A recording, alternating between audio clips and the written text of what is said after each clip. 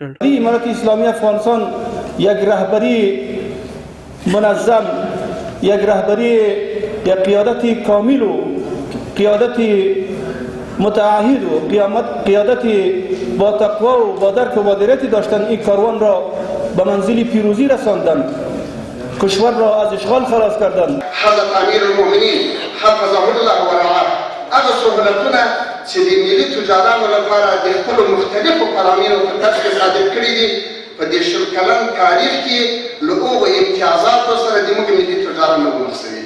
د بهرنیو چارو وزارت سیاسي مرستیال هم له هیواد بهر سوداګر او پانګوال هیواد کې پانګونې ته راوبلل او اسلامي امارت سوداګر او پانګوال ته له لا ډېرو اسانتیاوو برابرولو په برخه کې ژمن نظام یاد کړ.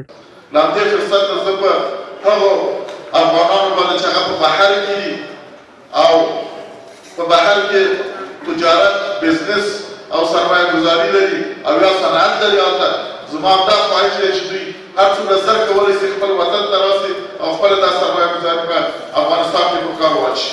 د یادونې وړ ده چې لوګر کې د سویل ختیځ زون د سوداګرۍ او پانګونې د غوړېدا لپاره پر لومړي ځل دا ډول کنفرانس جوړیږي.